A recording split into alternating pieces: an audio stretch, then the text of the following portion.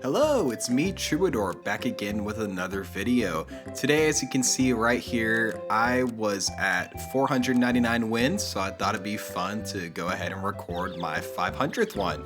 So that's what you're gonna see right here. I'm going into my classic Mantis pack. I love Mantis. I mean, come on guys. If you've watched this channel for any amount of time, you know the praying mantis is my favorite pet. I buy it a lot. And so I wanted to build a team around it and win with it for my 500th win. Plus, leading up to this, once I got to 494 wins, I was like, ooh, you know, it'd be cool is like get one win in every pack, you know, to cap off 500. So that's what I did. I got a win in Turtle, Puppy, Golden, all that. And the craziest thing is Turtle took me the most tries, which is really weird. Like, Turtle's the pack that everyone's supposed to be good at, right? Like, it's the Turtle pack. Everyone's played like thousands of games in it, you know, but that one still took me the most time. Like, I was just getting crushed left and right by like elephant blowfish and turkey summons and all that kind of jazz. But you know what? We made it past it, and here is the last game of that series. So early on, I'm more just looking for some nice pets to carry me for a little bit later. I always love taking Capybara, having those stats give you some really nice tempo whenever you pivot to other pets. But really, I'm looking for levels to look for an early Mantis. I get double levels, and there is the Mantis. So I'll go ahead and grab that. I think about getting the Secretary Bird because it'll combo with the Mantis, but I decided to take the Weasel instead. And then I see the beta fish and decide I want to have the Mantis kill that instead of the Weasel. But I keep the Weasel around because money is always nice. Drilling a little bit more, looking for more levels for my Capybara, or just looking for more things for my Mantis to faint. I think about grabbing the Weasel there, but I decide I'd rather just have my Mantis faint it next turn. And we face a team running Horse double Sea Turtle. Like, oh my gosh, those stats are crazy. I can't deal with that. But you know what? We'll build up our team and we'll be okay later. And I decide, screw it. We could go for a level 3 Stoat. Why not? It's always a fun thing to do, especially in custom packs, is hang on to a level 3 Stoat till you get to tier 6, sell it, and see what you get. Now this pack, I don't have very many like carry tier 6s. Most of them are just support because I have everything built around Mantis. Like up there, I've got things like, you know, Stegosaurus and maybe like a Pteranodon, things like that, Tapir, just like Orca, things like that, like either to support the feints that the Mantis does or to be feinted themselves. Here I think I should have had the save the cow and had the Mantis knock out the beta fish when it had a banana on it, you know, get an early monkey. But you know what, it's alright, I'll be fine. I decided to have the stats go onto my Capybara here because I think I'll hang on to it for a little bit longer. And we face a 318 Peacock. That is very, very wild. Maybe it was like leech scaled and then they lollipopped it or something, I don't know. But either way, we get through them fine. And I decided to put it onto the Stoat there so I can get to the level 3. And I should have just grabbed a avocado there, but you know what? We'll settle for a turtle. Melon is always nice. Face a basically a double rat plus flycatcher build, but our stats are just too high and we're able to get through them even with the summons here. So we're gonna level up the Stoat, hope we get a good tier 6 to combo with our Mantis, and we find a walrus and a snake. I think about taking the walrus, but I decide none of these units I'm gonna be keeping for very long, so I don't want them to have the peanut. Well, besides the Mantis, but I'd rather the Mantis have a melon. I think it's a little more useful right now. But we grab the beluga sturgeon there. It's always nice, get an extra summon, and it means that I can sell it next turn for some nice money. And we lose there. Oh well, it's fine. We still got 2 hearts. Maybe only be at 3 wins, but I'm not feeling too bad. We've got a nice setup going. Next turn we can sell the level 3 Stoat. Maybe we'll get something good. And here I decided to take the Pteranodon.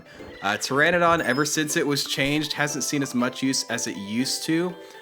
Previously, anytime a feint pet did a feint, it would repeat that pet either 1, 2, or 3 times per turn. Which basically was like a tiger, but like only for feint pets, and it could be anywhere on your team. And it was really broken.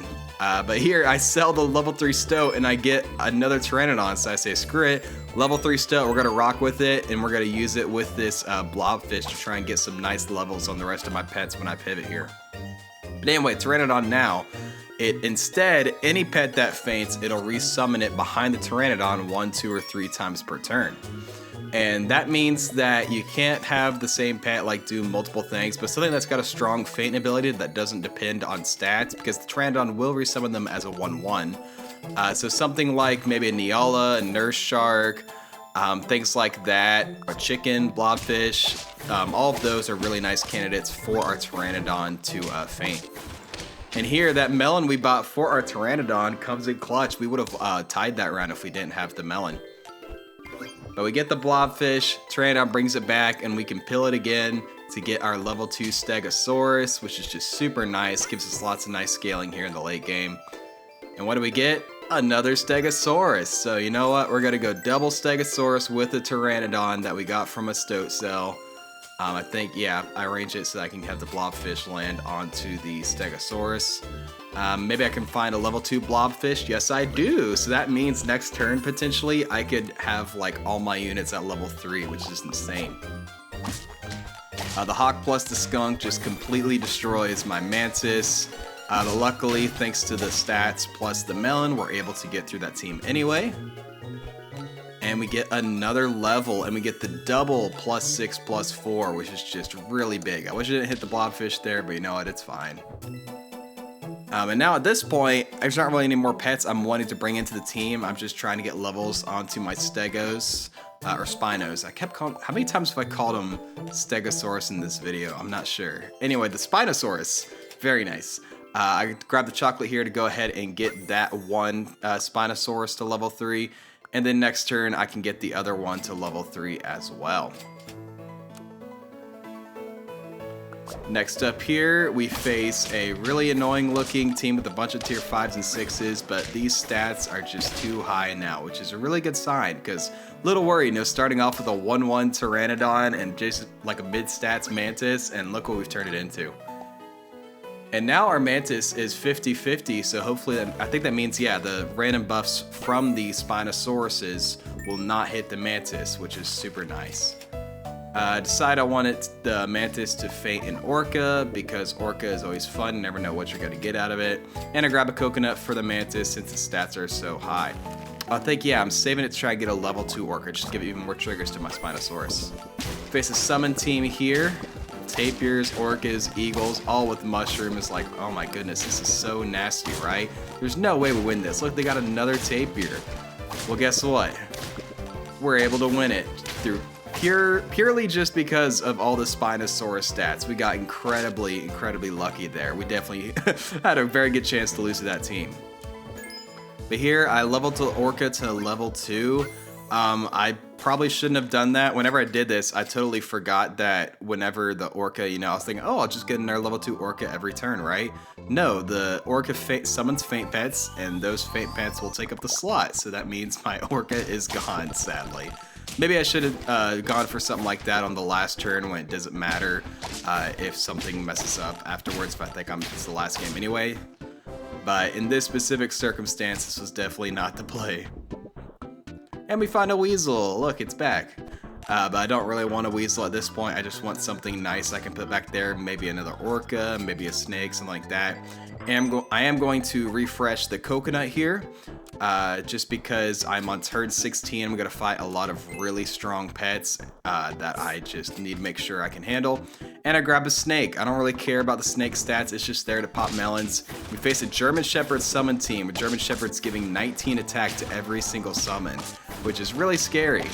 Especially when the orca here summons a slug, and it's like, oh no, that's a lot of attack. But thankfully, through sheer Spinosaurus stats, we are able to win. Do you see that? Like, that pet at the back went from like 32-31 to like a 50-50, which is just absolutely nutty. And look, our 1-1 Pteranodon is now at 42-29. This scaling is just absolutely insane. But this one, I'm just looking for another melon to put on my guy in the back, and there we go. I think that's going to be the last team here. Level 3, 50-50 Leopard. And we're still able to beat it through all of our stats, which is just amazing. And that's going to be my 500th win. It's pretty cool. I was able to take the level 3 Stoat and the Mantis and just turn that into a win, especially since I had such little hearts. I was barely 16 away from getting a level up reward there, but oh well, there's my 500th win. But thank you all so much for watching. Make sure to like, comment, subscribe, do all that generic stuff, and as always, stay true.